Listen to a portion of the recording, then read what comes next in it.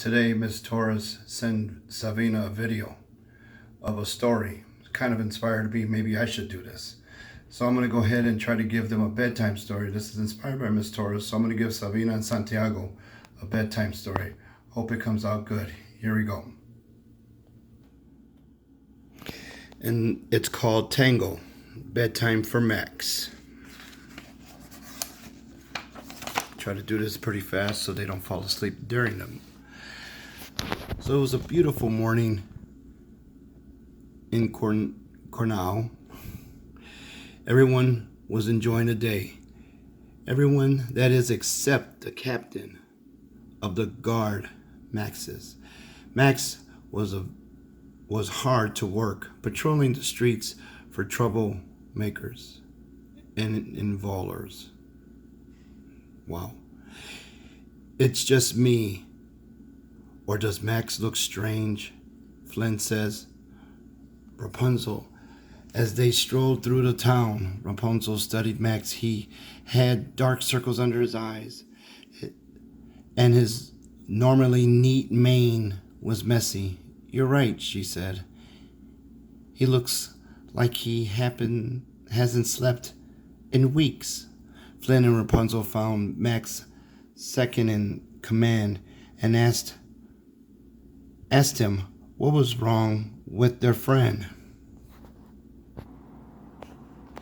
The captain had been so worried about doing a good job. The guard said that he hasn't been sleeping.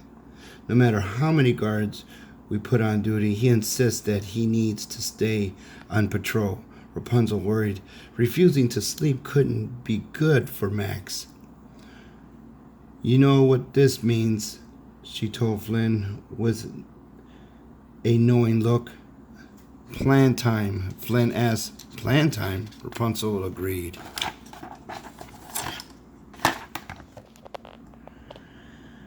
There they go. The two went off to figure out their plan.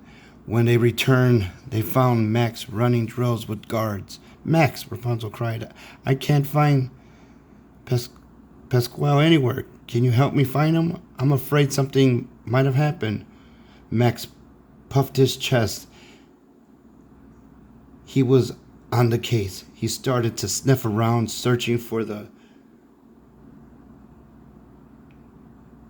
clement scent.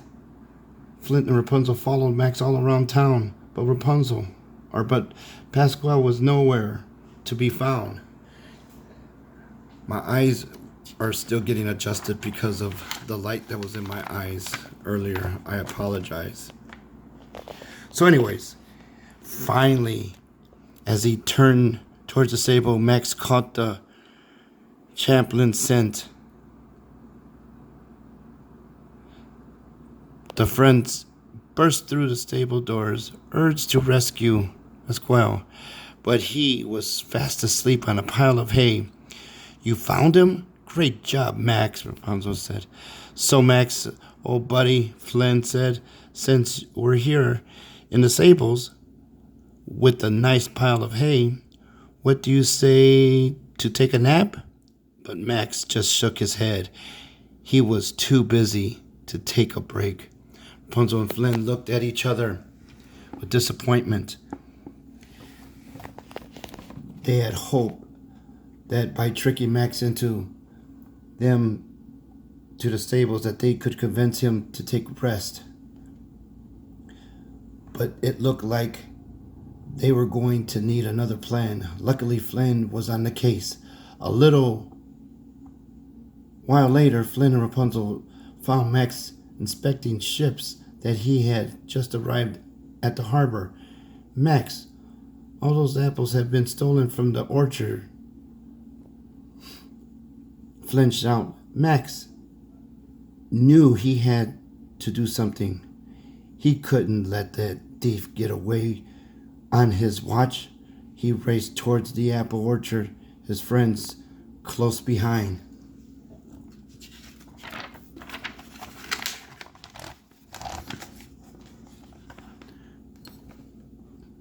Together, the team searched the orchards for clues about the missing apples. Soon Max spotted some footprints. He and his friends followed them back to the palace and into the kitchen, where they found a piling hot apple pie. Those apples hadn't been stolen after all. The chef had used them for a special treat for the royal family's dinner. Apple pie, I love apple pie, Flynn exclaimed, but it always makes me sleepy. Do you want a bite, Max? But Max just shook his head. Again, he didn't even have time for pie. With the case of the missing apples solved, he had to get back to work, where he was needed. There goes the apple pie.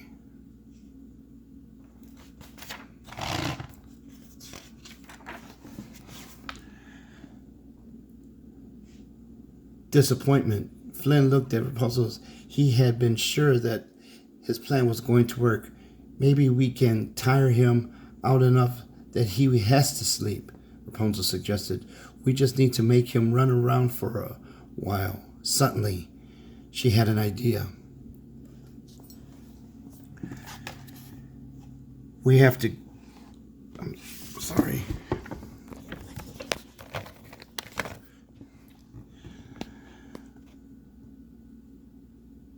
get Snuggle Duckling, Rapunzel told Max. The pub dogs are in trouble. Trouble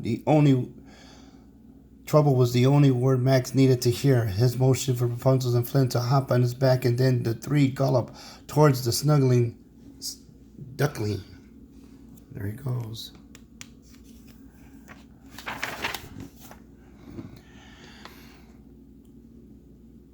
Max burst into Snuggles' duckling. He scanned the tavern looking for the troublemakers, but everybody was gathered around the piano, singing and laughing. Max looked at Rapunzel and Flynn confused. No one was here in trouble. With a sigh, he turned to leave. Max, wait, Rapunzel said. We're sorry we lied to you. We just worried. The truth is, we've been trying all day to make you rest. We were just trying to help, Flint added.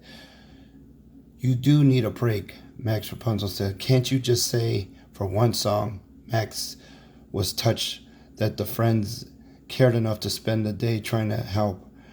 With a whining, he agreed. One song couldn't hurt.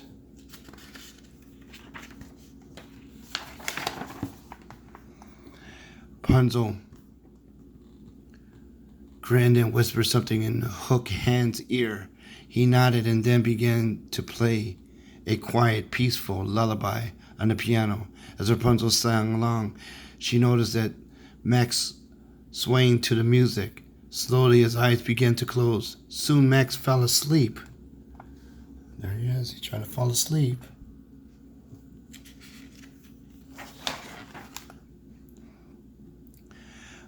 Flynn put a blanket over Max, and Rapunzel motioned for everyone quickly to leave the snuggling duckling. As the dogs quietly closed the door behind them, Rapunzel gave Flynn a hug. It had taken all day, but they had finally got Max to take a well-deserved break. The end.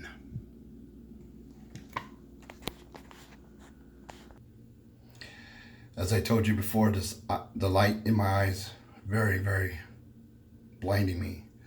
But that was a story for you, Santiago and Salvina, inspired by Miss Torres. Thank you again. Hopefully, I could continue doing this every day, and you guys will go to sleep looking at your tablets.